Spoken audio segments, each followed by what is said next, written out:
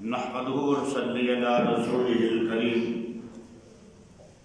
أما بعد فأعوذ بالله من الشيطان الرجيم بسم الله الرحمن الرحيم واعبدوا الله ولا تشركوا به شيئا وبالوالدين إحسانا وبذي القربى واليتامى والمساكين والجار ذي القربى والجار الجنب والصاحب بالجنب وابن السبيل وما ملكت أيمانكم إن الله لا يحب من كان مختالا فخورا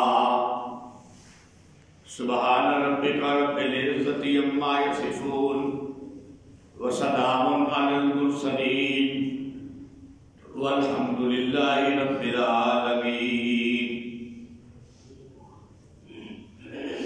معزز سامعین کرام، گزشتہ درس میں والدین کی فرمانبرداری کے متعلق گفتگو کی گئی تھی۔ آج کا ہمارا موضوع ہوگا جو ہمارے پڑوسی ہوتے ہیں، ہمسائے ہوتے ہیں، اسی کے متعلق میں نے قرآن مجید کی ایک آیت کریمہ تلاوت کی ہے۔ سب سے پہلے تو یہاں پر بھی یہی فرمایا گیا ہے وَاعْبُدُوا اللَّهَ وَلَا تُشْرِكُوا بِهِ شَيْئًا، اللہ کی بندگی کرو، اس کے ساتھ کسی کو شریک نہ بناؤ، اور والدین کے ساتھ اچھا سلوک کرو، رشتہ داروں کے ساتھ، یتیموں کے ساتھ، مسکینوں کے ساتھ اچھا سلوک کرو۔ اس کے بعد فرمایا والجار ذی القربى، اور پڑوسی قریب والا، والجار الجنب، اور پڑوسی دور والا، والصاحب بالجنب، اور تیرے پاس بیٹھنے والا، وابن السبیل، اور تیرے ساتھ سفر کرنے والا۔ سب سے پہلی بات تو یہ ہے کہ یہاں پر پہلے پڑوسیوں کی تعریف کی گئی ہے۔ ایک پڑوسی وہ ہے جو بالکل قریب ہے، آپ کے گھر کے بالکل دائیں طرف، بائیں طرف، سامنے، پیچھے، یہ وہ ہو گیا۔ والجار الجنب، یہ وہ پڑوسی ہو گیا جو کہ گویا کہ محلے دار ہے، وہ بھی پڑوسی ہوتے ہیں، ہمسائے ہوتے ہیں۔ والصاحب بالجنب، یہ وہ پڑوسی ہے جو کہ تیرے ساتھ مدرسے میں تعلیم حاصل کرتا رہا، اسکول یا کالج میں پڑھتا رہا، ہاسٹل میں تیرے ساتھ رہا، یا کسی دفتر میں تیرے ساتھ کام کرتا ہے، یا کسی دکان پہ کام کرتا ہے تیرے ساتھ، یہ بھی پڑوسی ہوتا ہے۔ اور ایک ہے مسافر، تھوڑا زیادہ سفر کیا، جو ساتھ ہے وہ بھی پڑوسی ہے۔ تو یہ پڑوسیوں کی تعریف ہو گئی کہ یہ ہمسائے ہیں، یہ تمہارے پڑوسی ہیں، ان کے ساتھ اچھا سلوک کرنا ہے، ان کے ساتھ اچھے طریقے سے پیش آنا ہے۔ اخلاق، محبت، پیار، ان کی خوشی کے اندر، ان کی غمی کے اندر شریک ہونا ہے۔ اگر وہ بیمار ہے تو اس کی تیمارداری کرنی ہے، اللہ نہ کرے اگر وہ فوت ہو جائے تو اس کا جنازہ پڑھنا ہے، اس کے بچوں کا خیال کرنا ہے، اس کے گھر کا خیال کرنا ہے۔ پڑوسی کے بہت زیادہ حقوق ہیں۔ حضرت عبداللہ بن عمر رضی اللہ تعالی عنہ سے روایت ہے کہ ایک بار حضور اکرم صلی اللہ علیہ وآلہ وسلم فرماتے ہیں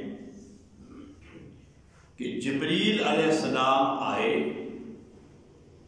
اور مجھے پڑوسی کے بارے میں نصیحت کرنے لگے، ہدایات دینے لگے۔ اتنی لمبی گفتگو کی جبریل نے، اتنی لمبی نصیحت کی، یعنی جو اللہ کی طرف سے تھی، کہ میں محسوس کرنے لگا کہ کہیں یہ نہ ہو کہ یہ پڑوسی کو وراثت میں بھی حصہ دلوا دے۔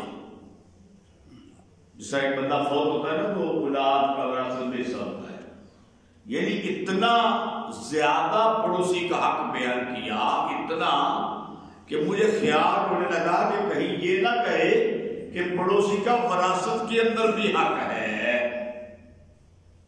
لیکن وہ حق بیان نہیں کیا وراثت میں۔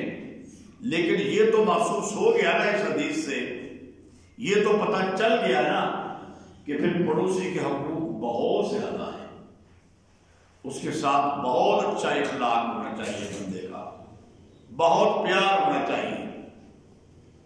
حضرت ابو ذر رضی اللہ تعالیٰ عنہ سے روایت ہے کہ مجھے رسول اللہ صلی اللہ علیہ وآلہ وسلم نے فرمایا، بڑی مشہور حدیث ہے، کہ جب سالن پکاؤ نا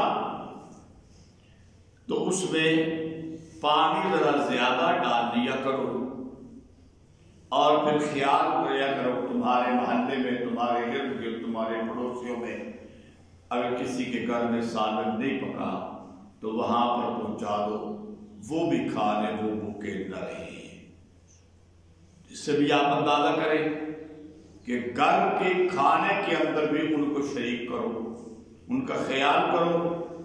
تو کھا کے سویا ہے، تم نے کھا کے آرام کیا ہے، وہ اور اس کے بچے بیچارے بھوکے ہیں، تو تیرا حق بنتا ہے کہ اس کا خیال کر۔ حضرت ابو ہریرہ رضی اللہ تعالیٰ عنہ سے روایت ہے کہ ایک بار حضور اکرم صلی اللہ علیہ وآلہ وسلم نے فرمایا، خدا کی قسم وہ مومن نہیں ہے، خدا کی قسم وہ مومن نہیں ہے۔ 2 بار فرمایا۔ ہم بڑے حیران ہوئے، ہم نے عرض کیا کہ یا رسول اللہ صلی اللہ علیہ وآلہ وسلم کس کے متعلق آپ فرما رہے ہیں کہ خدا کی قسم وہ مومن نہیں ہے؟ فرمایا کہ وہ آدمی جس کی شرارتوں سے اس کے ہمسائے وہ محفوظ نہ ہو، وہ مومن نہیں ہے۔ اب آپ اس سے اندازہ کر لیں، مطلب تو حدیث کا یہی ہے کہ کامل مومن نہیں ہے۔ اگر کلمہ پڑھتا ہے مومن تو ہے، لیکن جو کامل ایمان ہے نا وہ اس کا نہیں ہے کہ اگر اس کی شرارتوں کی وجہ سے اس کے جو ہمسائے ہیں، اور مسلم کی حدیث کے اندر یہ لفظ ہے کہ خدا کی قسم وہ جنت میں داخل نہیں ہوگا۔ پہلی حدیث کے اندر یہ بخاری اور مسلم میں ہے، جس میں ہے کہ وہ مومن نہیں ہے، جس کی شرارتوں سے اس کے ہمسائے محفوظ نہیں، اور مسلم شریف کی روایت کے اندر یہ لفظ ہے کہ وہ جنت میں داخل نہ ہوگا جس کی شرارتوں کی وجہ سے اس کے ہمسائے محفوظ نہ ہو۔ ایک واقعہ ہے، حضور اکرم صلی اللہ علیہ وسلم کے پاس ایک شخص آ گیا، عرض کیا یا رسول اللہ صلی اللہ علیہ وسلم میں اپنے پڑوسی سے بڑا ہی تنگ ہوں، بہت تنگ کیا ہوا ہے، مختلف قسم کی شرارتیں تنگ کر رہا وقت۔ پیارے پیغمبر صلی اللہ علیہ وآلہ وسلم نے فرمایا اپنا گھر کا سامان اٹھاؤ، اپنے بیوی بچوں کو لو اور گلی میں بیٹھ جاؤ۔ وہ کہنے لگا یا رسول اللہ میں کہہ رہا ہوں میں پڑوسی سے تنگ ہوں، آپ مجھے گھر سے نکال رہے ہیں۔ آپ نے فرمایا میں نے جو کہا ہے وہ کرو۔ چلا گیا، گھر کا سامان اٹھایا، گلی کے اندر بیٹھ گیا، بیوی بچے بیٹھ گئے۔ اب ایک آدمی آیا، اسے نے کہا بھائی کیا بات ہے، کہا تمہارا یہ ہے اور تم سامان لے کے باہر بیٹھے ہو، کہیں جانے کا ارادہ ہے، کیا مسئلہ ہے؟ اب اس نے کیا کہنا تھا؟ کہنے لگا یار یہ جو میرا پڑوسی ہے نا اس سے بڑا تنگ ہوں، اس سے تنگ آ کے باہر آ گیا۔ ایک اور بندہ گزرا، اسے سوال کیا کیا ہوا، کیوں باہر بیٹھے ہو؟ کہ میں پڑوسی سے بڑا تنگ آ گیا۔ تیسرا گزرا، چوتھا گزرا، اب جو گزرے وہ پوچھے، یہ بات پڑوسی کے کانوں میں بھی پہنچ گئی۔ اب پورے محلے کے اندر، پورے شہر کے اندر اس کی بےزتی ہو گئی ہے۔ سارا شہر کہہ رہا ہو ایڈا پیڑا کہ یہ کو تنگ ہو کے یہ پڑوسی جڑا ہے گھروں باہر آ گئے۔ وہ آیا، اس نے ہاتھ جوڑے، کہتا خدا کا واسطہ دے کے کہتا ہوں مجھے معاف کر دے، اپنا سامان کر میرا، آئندہ سے تم مجھ سے تنگ نہیں ہوگا۔ یہ پیارے پیغمبر نے طریقہ بتایا نا اس کو کہ اس کا یہ علاج کرو، اس کا علاج ہی یہ ہے۔ تو بہرحال دیکھیے پڑوسی کے کتنے حقوق ہیں کہ اگر پڑوسی تنگ کرتا ہے نا تو اس کی بےزتی بھی کر، بتاؤ لوگوں کو کہ یہ مجھے تنگ کرتا ہے، لوگوں کو پتا چلے تاکہ وہ ذلیل ہو، اس کو سمجھ لگے کہ جو میں پڑوسی کے حقوق ہیں وہ میں ادا نہیں کر رہا۔ ایک اور حدیث کے اندر آتا ہے، حضرت ابو ہریرہ رضی اللہ تعالیٰ عنہ کی روایت ہے کہ جو شخص اللہ پر اور آخرت پر ایمان رکھتا ہے اس کے لیے یہ ضروری ہے کہ وہ اپنے پڑوسی کو تکلیف نہ دے۔ ایمان اللہ پر اگر ایمان ہے، آخرت پر ایمان ہے، تو اس کے لیے ضروری ہے کہ وہ پڑوسی کو تکلیف نہ دے۔ آگے دو اور باتیں اس حدیث میں بیان کی ہیں، مہمان آئے تو اس کی عزت کرے، اس کا اکرام کرے، اور تیسری بات اس حدیث میں فرمائی ہے کہ اگر بولنا ہے تو اچھی بات کہے، اچھے الفاظ منہ سے نکالے، اگر نہیں نکال سکتا تو چپ رہ گئے، اس سے بہتر ہے کہ بولے، یعنی غلط بات نہ کرے، بولنا ہے تو اچھی بات کرے، غلط بات نہ کرے، بہتر یہ ہے کہ خاموش ہو جائے۔ ایک اور حدیث کے اندر آتا ہے، اصل قرآن مجید جو ہے نا اس کی تفسیر سب سے زیادہ احادیث سے ہوتی ہے، اور مفسرین نے باتیں لکھی ہیں، لیکن میں زیادہ تر توجہ اس بات پہ دیتا ہوں کہ احادیث کی روشنی میں جو سب سے پہلا طریقہ ہے قرآن کی تفسیر کا وہ کیا جائے۔ آپ صلی اللہ علیہ وسلم نے فرمایا کہ اپنے پڑوسی کو دیوار میں لکڑی لگانے سے منع نہ کرو۔ کیا مطلب ہے بھلا اس کا؟ دیکھو نا، گھر اکٹھے ہوتے ہیں، پڑوسی ہے، اس نے اپنی گھر کے اندر اپنی دیوار میں کوئی چیز لگانی ہے، کوئی چیز ٹانگنی ہے، کیل لگا رہا ہے، کوئی لکڑی لگا رہا ہے، کوئی سرنی لگا رہا ہے، کوئی فریم لگا رہا ہے، اور بعض نے اس کا مطلب یہ بھی لیا ہے کہ اگر اس کی دیوار کے اوپر وہ اپنی کوئی چیز رکھنا چاہتا ہے، ٹھیک ہے، ہمارے یہاں پہ تو جھگڑا ہو جاتا ہے نا جی، دیوار میں بنائی ہے تو ہی چھت پا لگائے، ادھے پیسے میں دے، ٹھیک ہے، مسئلہ یہ شریعت کا ہے، دینے چاہیے، لیکن اگر نہ لے تو کیا حل ہے؟ تو نے تو پہلے بنا ہی لی ہے نا، تو نے تو پہلے بنا ہی لی ہے، تو اگر نہ لے تو پتہ نہیں اللہ کتنا خوش ہوگا۔ تو اس کا یہ بھی مطلب نکلتا ہے کہ اگر پڑوسی کی جز دیوار میں لکڑی لگانا یہ چھوٹی سی بات ہے، مطلب یہ ہے کہ اس کی ضروریات، پڑوسی کو برتن مانگتا ہے، اس کو برتن مہیا کر دو، اس کے گھر میں مہمان زیادہ آ گئے ہیں، پڑوسی کو کوئی اور چیز کی ضرورت ہے وہ اس کو مہیا کر دو، گویا کہ اس کا پورا خیال کرو، اس کا پورا احساس کرو۔ اب آخری بات کرتے ہیں، میں نے کہا تھا کہ قرآن میں 4 باتیں آئی ہیں، والجار ذی القربی، پڑوسی قریب والا، سب سے زیادہ حق اس کا ہوتا ہے، سب سے زیادہ حق اس کا ہے.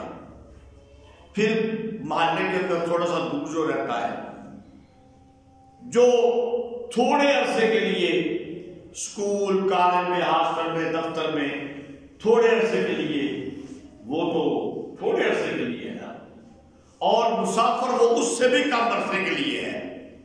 قرآن نے ترتیب بھی کتنی بتائی ہے کہ جتنا زیادہ قریب ہے، جتنا زیادہ وقت قریب گزر رہا ہے، اتنا زیادہ اس کا حق ہے.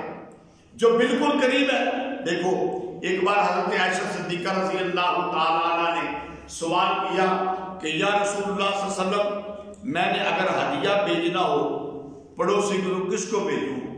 فرمایا جس کا دروازہ تیرے دروازے کے زیادہ قریب ہے.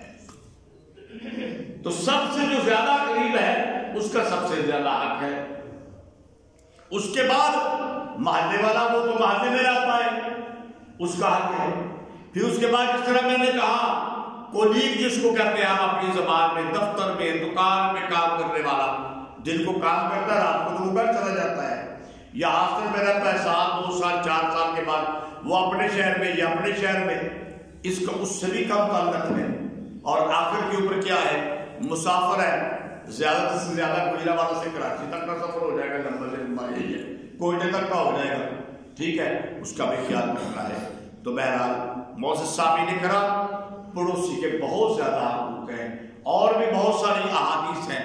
وقت اس وقت مختصر ہوتا ہے، سب نے آرام بھی کرنا ہوتا ہے. میں معذرت بھی کرتا ہوں، کل میں جس وقت فجر کی اذان ہوئی نا، تو میں درس دینے کے لیے گھر سے باہر نکلا. بائک بھی میرے پاس نہیں تھی، بائک خراب ہوئی، آج بھی پیدل آیا، وہ تو کوئی مسئلہ نہیں پیدل آنے میں. تو بارش شروع ہو گئی، میں 10 منٹ گھر کے باہر کھڑا رہا، بارش تیز ہونی شروع ہو گئی. اب میں سوچنے لگ گیا کہ میں کروں تو کیا کروں. اگر جاتا ہوں تو جاتے ہی تیز ہو جائے، اب پتہ تو نہیں لگتا کہ کام کا، اور اگر پہنچ جاتا ہوں تو درس کے بعد بارش اتنی زیادہ تیز ہو جاتی ہے کہ میں واپس نہیں آ سکتا. تو پھر میرے لیے پرابلم ہے. صحیح بات ہے کہ میں نے بھی روزہ رکھا ہوا ہے اور کافی دیر کا اٹھا ہوا ہوں، آرام بھی کرنا ہے. تو کل کا درس بھائی اس وجہ سے رہ گیا ہے. تو انشاءاللہ سلسلہ چلتا رہے گا، مزید مضامین بھی انشاءاللہ آپ حضرات بھی بڑی توجہ کے ساتھ بیٹھتے ہیں، سنتے ہیں. اللہ تعالی ہمارا سننا سنانا سارا کچھ قبول فرمائے.